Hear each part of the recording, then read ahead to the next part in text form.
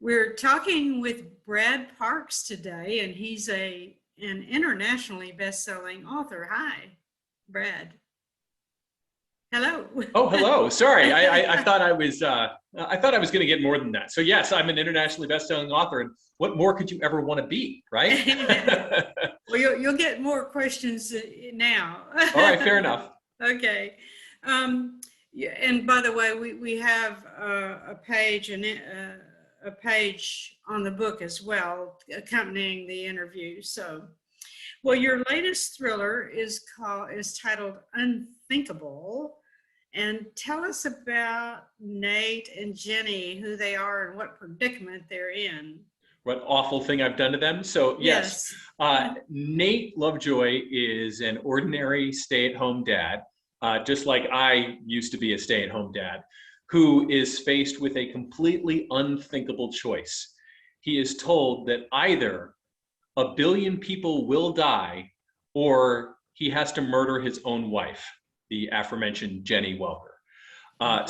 Yeah, so it's we're getting right into this, Doris. We're not we're not playing around here. We're not messing around. Yeah. And it really started with and I know here on Authorlink we have a lot of authors who are thinking about craft a lot and whatnot.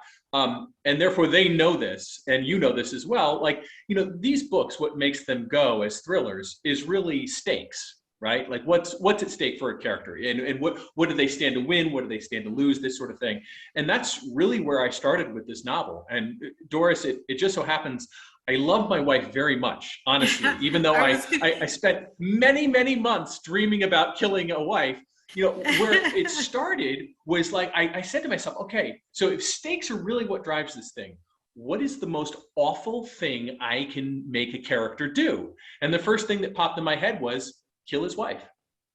And then it kind of just went from there of like, well, so why would he have to kill his wife? How do I make this plausible? How can I legitimately put him in this situation where he might, even though he's this kind of lovely, ordinary, stay-at-home dad kind of guy, he might have to do this. Yeah. It's a very clever book. I have enjoyed reading it. And Nate is a stay-at-home dad. I mean, that's sort of uncommon for thrillers. Yeah, and I've been kind of doing my research on it after the fact. Like I made him a stay-at-home dad because I was a stay-at-home dad, and I always try to make things as difficult on my characters as possible. And as far as I could tell, the only thing more difficult than Nate having to save the world is to have to do it with 2 toddlers in tow, right? It was only after the fact that I started looking around for comps, right? Comparable titles, because my publicist said, could you write about some other stay-at-home dad books? And really, Doris, there's just not many. I mean, this is a really underrepresented character in fiction, and to me, a ripe one. Right, because it really does open up a lot of possibilities, and it also ultimately makes him relatable, right? I mean, that was really my hook in with Nate, of like every terrible thing I was doing with him. I was also putting him in a case where he had to cut up strawberries for his children's snack, right? And then like I was the strawberry cutter too, and it just kind of keeps him relatable and keeps him human. Well, yes, yeah, and we care about him. I mean, was there any particular reason that you chose Virginia for the setting of the book? And the companies that you write about, are they real? Or are they based on real cases? So I'll take the second part of the question first. Doris, it is a fictional power company for sure. And that I sort of set it out to be the bad guy absolutely has nothing to do with any frustrations I occasionally have with a real life power company when my power goes out. That is strictly coincidental. And then, the setting in Virginia, I have lived in Virginia now for 13 years, even though I don't have the accent. And I've never lived in Richmond, but I find it to be a charming city. And I really love the real estate in Richmond. So I wanted to have an excuse to spend some time looking around at Richmond, Virginia real estate, just so I could find a really cool brownstone type building for my character to live in. So basically it was just an excuse to spend time on Zillow. Okay. Well, now you write from two viewpoints. Nick's story is first person, and Jenny's story is told in omniscient viewpoint. Right. Why did you choose that particular structure? It's funny, and again, I know we have a lot of writers here on Authorlink. So if we can get a little inside baseball, I have actually every single one of my books has been a mix of first person and third person. And Doris, it is straight up because I just like to cheat, right? Like I like, the first person just really locks in that point of view, and I think you can't help but feeling a certain empathy for the character, right? I mean, it just really connects you with the character right immediately. But I don't ultimately want to be limited by all that, I can only see what this character sees. And so to have the third person to bring that in there just allows me to show some other things. So, they're two very separate types of tools. And I just find that, hey, sometimes I need a hammer and sometimes I need a shovel. So I'm going to bring them both. Yeah, you write in very short chapters, as many thriller writers do. Why do you do that? It's what readers want, Doris. Time and time again, when we ask them, what do you prefer? They say, I want shorter chapters. I also had a very specific bit of reader feedback one time, and forgive me that this gets a little scatological, but he was a very loyal reader of mine. He had read all of my books, and he finally wrote me, he said, Brad, I really like your books, but your chapters are too long. And sometimes I like to read a chapter while I'm sitting on the toilet. And your chapters are so long, my legs are getting numb by the time I have to get up. So I felt bad for that poor reader's legs, and so I had to shorten my chapters. I had no choice. You use dialogue generously, and that makes the story seem very accessible to me. It's almost like reading a screenplay, and I wonder if you've had any interest from the film industry. So yes, I have had works optioned, and film. I go with I believe it's an Ernest Hemingway line that about the line in the desert in Nevada, where the film industry runs up to one side and throws a bag of money over the line, and the book industry runs to our side and we throw the manuscript over the line, and then both people run in opposite directions, right? So I don't have a lot of insight there. In terms of dialogue, I really think that for me comes from, I used to be a newspaper reporter. And so I got as a matter of fact, Doris, I'm such a newspaper reporter, I still can't really think unless I have a reporter's pad right nearby. So for so many years, I got used to, taking notes and writing down quotes, and I got that ear for quotes. And I think that just kind of enters into my fiction. Like I like to have people talk in colorful, quotable ways. And I spent so many years listening to dialogue that putting dialogue in my stories just comes naturally to me. Yeah, it's very well done. Very Thank well you. done. As a matter of fact, David Baldacci calls your book deliciously twisty. Did you envision the twist near the end, or did your editors help you add those scenes later? How did that go? So this is one of those books, and it's always delightful when it happens. I started off the book kind of with one or two twists in mind. And by the time I was done, those twists end up being in about fourth or fifth place of the most important twists in the novel. So they really did kind of organically come out of the characters and come out of the situations I had put them in, which is great. I mean, so it's a thrilling process and scary as well to write. But then hopefully it works for the reader too. I mean, so I know there's a big twist, not to give things away, about 2/3 of the way through, which is a perfect place for a big twist, that I didn't know about until I was about 1/3 of the way through the writing myself. And I kind of went, oh my gosh, and the beauty of it was answering a question, right? I kept asking myself, well, why is this character doing this? Why is this character acting this way? I don't know. And I finally realized the answer to the question was, in fact, a terrific twist. So really, it came out of following the character and listening to the character. And I always think those are the best twists. I love that. I really do. This is not, of course, your first book. I think you've got, 11 novels? This is number 11, yeah. Wow. And your very first book, Faces of the Gone, I believe, won a bunch of awards. Tell me about the awards.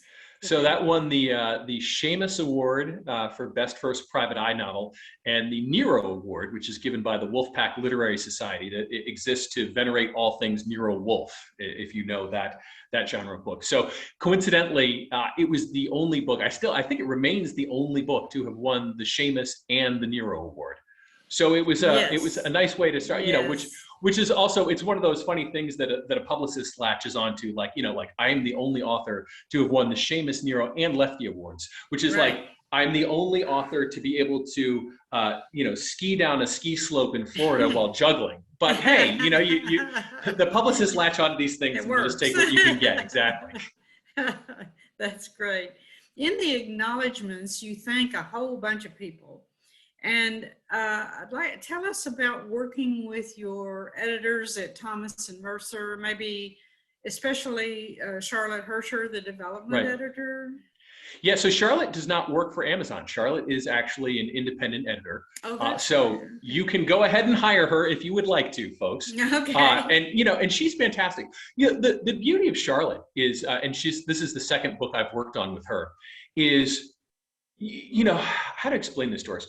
With your actual editor, like, so that the editor who works for the publishing house that you're with, there's always a lot of layers to the relationship, right? There's a lot of things going on, because really that person, and I've had almost exclusively female editors, so I'll use the female pronoun, she is going to be the person who is shepherding your project through a lot of different way stations within the publishing house. She's almost like a project manager as much as she is an editor, right? And so because she's wearing a lot of different hats, I hate to say muddies the relationship, but it can make the relationship about a lot of different things at various points in time. With Charlotte, the relationship is only about one thing. She is a contractor hired by Amazon. I am a contractor with a contract with Amazon, and we are both there to make the book better. And that is our only purpose in that interaction. And so it's fun to kind of have all the other stuff stripped away. And hey, we're just here only about the book.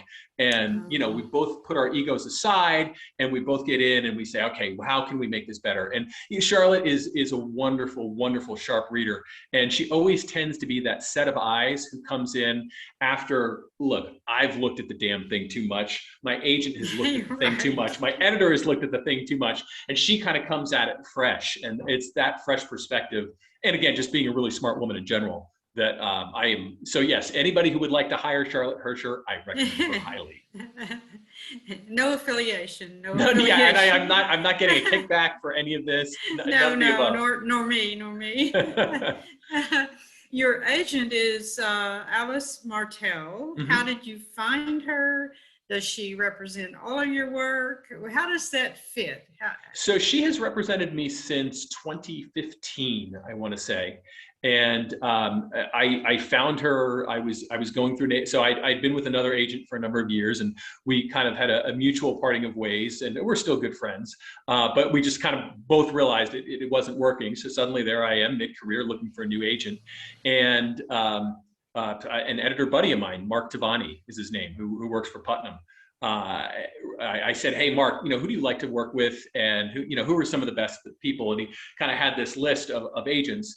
And one of the names on the list was Alice Martell, who, as I was doing my research, I realized she had represented one of my absolute favorite books of the decade, which is Defending Jacob by William Landy.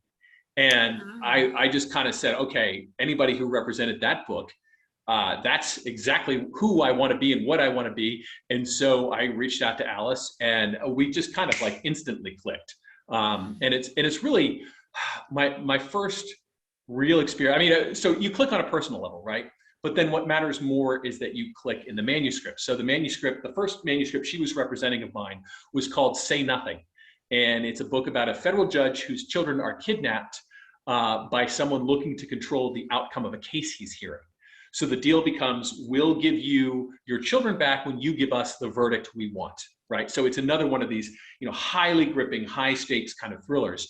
And Alice did something for me that I've actually not really had anybody ever do, which is she really went through a manuscript and she said, okay, your problem in this book is one of tone. And I thought, tone? What are you talking about? And she said, you are this kind of happy-go-lucky guy, right? I don't take anything much seriously. I have a little bit of a sense of humor, and that tends to leak into my books if I'm not careful. And she said, that can't be here, because for this protagonist, Scott Sampson, every day of this novel is like the worst day of his life. And you have to write it that way. So you can't. So I had a scene where the judge, Scott Sampson, is at this political fundraiser, which he needs to go to. He's a judge. That's the world he's in and whatnot. But I have him, picking up a flute of champagne and making breezy observations about what he sees there. And she says, that's fine for Brad Parks in a cocktail party. Scott Sampson would not be doing that in this moment. His children have been kidnapped. His life has been torn upside down. If somebody offers him champagne, he's going to feel like throwing up, right? And so she put a little asterisk, just a little asterisk, and said, no, here. And she kind of did it throughout the manuscript. And then I started seeing things too, that where like I realized I had let it slip just a little bit, where I let the, and it also, I don't know, there's something, Doris, like somebody telling you as a writer, hit the gas pedal here, right? Because oftentimes as a writer, you're trying to be all gas all the time, or maybe I'm doing break here, but like when somebody tells you, no, do that thing you do it right here. And she would put a little asterisk, and I'd be like, well, okay, you want gas? I'm gonna give you gas, lady, here we go. And so you find yourself writing these sentences. Like I always remember one, it's one of my favorite sentences in the book. Scott Sampson has just had proof of life given to him by the kidnappers. So like the clothes his children were wearing the day they were kidnapped. So he knows now that in fact, these kidnappers have him, this is real, and he writes something like, I realized the social contract was written in sand, not stone, and it could be blown away at any time by anyone with sufficient breath in their lungs, right? That was one of those sentences that I wrote after Alice said, give me more. So like, yeah. And then actually when we later sold the manuscript to Dutton, Jessica Renheim was my editor there. And when she was going through the manuscript, she actually underlined that line and said like, I love this line. This line was one of the reasons I wanted to buy this book, so and that's the kind of, author agent relationship that is when you talk about the ideal, that's the ideal, when you're just that much simpatico and that much on the same page, and she is able to get ultimately the best out of me, and that's what she's done. Excellent. Well, why did you decide to publish with Amazon? I had a lot of friends who had kind of gone over there and were having a very good experience. And my editor, unfortunately, at Dutton, where I had been, had left. And that's always an experience. You hear about people being orphaned, right? Yes. And I very much, I had a wonderful relationship with Dutton. There was no burned bridges there, but it was also kind of a natural point to maybe try something different, try something new. And I figured, Amazon is, for better or worse, the nation's largest bookseller. So let's try and go there. And also, Doris, I guess I should be more candid. I have school-age children. They're about 14 and 12 right now, who are very smart like their mother and are going to want to go to good colleges someday. And so, Daddy needs to keep earning money. There it is. Right. One thing I would say is that I'm very happy that you didn't. It's a political situation, coal-fired plants are certainly in the headlines. And I was very pleased to see that you didn't take a political position. Right. Why? Well, yeah. Well, so I think I even say this in the acknowledgments of the book. Yeah. Right. So part of the premise is that this lawsuit involving coal-fired power plants will have this unintended consequence of creating a global warming tipping point, right? And so I wanted, because look, we are in a contentious time politically in this country, right? And as an author, obviously I'm going to have my own personal beliefs, but I feel like I have to be agnostic as much as possible. And so as I point out, I mean, the fact that the planet is getting warmer is actually not politics, right? That's actually just observable fact. Exactly. We all have thermometers. We can all say, yes, the last 4 years have been the hottest years on record. Now, what should we do about that is political, right? And Yeah. that's where I try to steer clear. I am not in any way trying to make this a polemic for or against global warming, because I think people don't necessarily want that in Exactly. their thriller. They Exactly. want it entertaining. So Yeah. as an author, I have I'm beholden to the truth to a certain extent, right? So Right. I have to, well, if I'm going to set it in a realistic world, the realistic world of our moment is the planet is getting hotter. Bang, done. Right. And then again, from there, just kind of taking a step back and allowing the reader to have their own personal beliefs. I'm very, very pleased with you for that. Well, thank you. As long as your personal belief isn't the planet is getting colder, which again is just refuted by fact. I'm sorry, I'm not going to go there for you, but that's where we are. To keep our entertainment and not politics. I really Doris, we get enough politics. That's My God, we don't need more. We read to escape. I was about to say, and I know so many readers are reading to escape and to get that out of the way, and so I try to be careful. Well, Unthinkable is very well done. Oh, thank you. And what would you like for readers to take away from? Yeah, again, that's kind of not up to me, Doris. I put it out in the world, and they will make of it what they will, and that's actually one of the things that I love about fiction, is getting those emails from readers telling me things about my book that even I didn't know. Like that, and that does happen. I mean, I'll hear from readers about a relation, like the relationship between Nate and Jenny, which I am writing based on my own marriage, my friend's marriage, things I've observed, and they might see something, like some dynamic, completely other than what I maybe even intended. But the beautiful thing about these bookstores is, like, I always say, they only come alive in one place, right? And that's the mind of the reader. And that's what matters most. So that it's coming alive in their head in a way that I didn't know or didn't intend is actually exactly what's supposed to happen, right? So I would never try to dictate to someone what it should be, what it shouldn't be. So I guess I hope they take away 6 hours during which they were really purely well entertained, and otherwise leave it alone. Well, and I think you have done that. Thank you. Brad Parks, the author of Unthinkable, and that's just out from Thomas and Mercer. And thank you very much for joining us. Doris, a real pleasure. Thanks for having me on.